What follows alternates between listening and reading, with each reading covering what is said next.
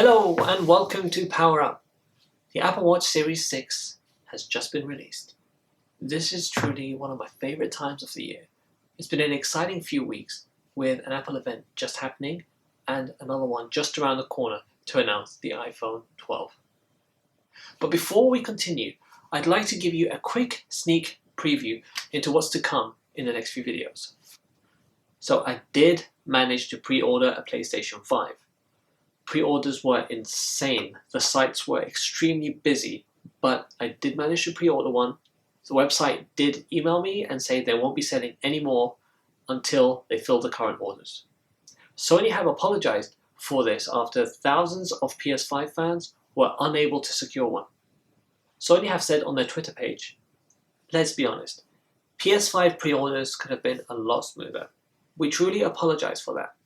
Over the next few days, we will release more PS5 consoles for pre-order. Retailers will share more details, and more PS5s will be available through the end of the year.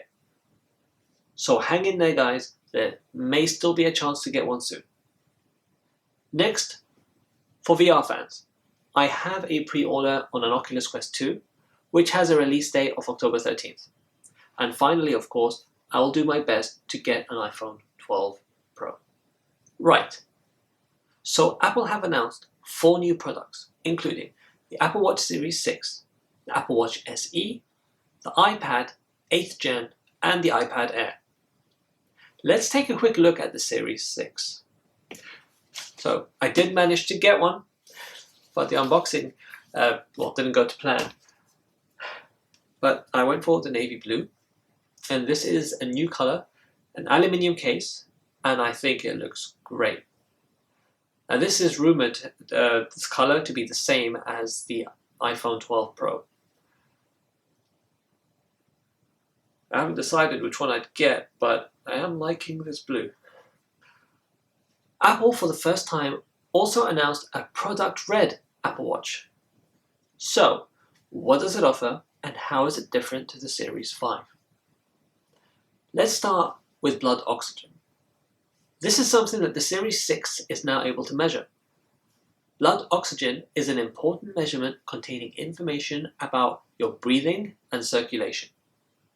Your blood oxygen saturation is calculated by shining an infrared light from the watch into your wrist, and the amount of light reflected back is measured. The color of your blood is then calculated, and that determines how much oxygen is present. This whole process takes about 15 seconds to complete, and I have to say, to be able to do that from your wrist is just incredible. Okay, moving on to the display. Both the Apple Watch Series 6 and the Series 5 come with a Retina LTPO OLED display. Both have the same maximum brightness of 1000 nits. They both also have an always-on display. However, the Series 6 always-on display is said to be 2.5 times brighter outdoors when your wrist is down.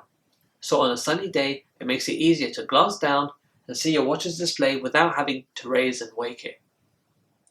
The Series 6 comes with the new S6 processor, which Apple say to be 20% faster than the S5 processor in the Series 5.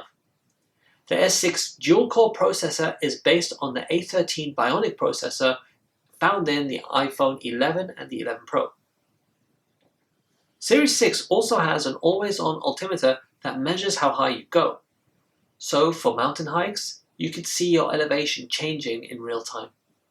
There are also some new watch faces, not exclusive to the Series 6, and by that I mean they are also available for the Series 5, such as the GMT watch face, which I think is really cool. The other new watch faces include Typograph, Artist, Chronograph Pro, Count Up, Stripes, and Memoji. There is also a new strap called the Solo Loop. I didn't manage to get one of those for this video, but the idea is it's one continuous piece that does not have a clasp or a buckle. It's stretchable, so it does have a bit of give to make it a bit easy to slide it on and off your wrist. It's available in a range of sizes, and there's actually a size guide and a printable tool that you can get from the Apple website that will help you find the size that's for you. They're also available in 7 colors, which I do think look really good. Apple have also announced a new special edition Apple Watch, the Apple Watch SE. This is a lower end Apple Watch, which I think is absolutely fantastic and not lower end at all. Having the S5 processor found in the Apple Watch Series 5 in the Apple Watch SE is fantastic. It's really powerful. It also comes in Wi-Fi and cellular models and has the same accelerometer, gyroscope, compass and altimeter found in the Series 6. So what the Apple Watch SE does not have are the ECG and blood oxygen features. So if you care about those, going for the Series 6 might be more for you.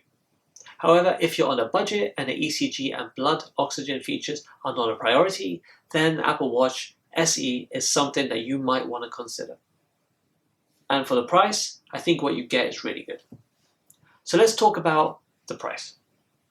The Apple Watch SE starts at $279 in the US and £269 in the UK. The Apple Watch Series 6 starts at $399 in the US and £379 in the UK. The prices will change depending on the type of case you want, the size, the strap, and whether you'd like a Wi-Fi only model or a cellular one too.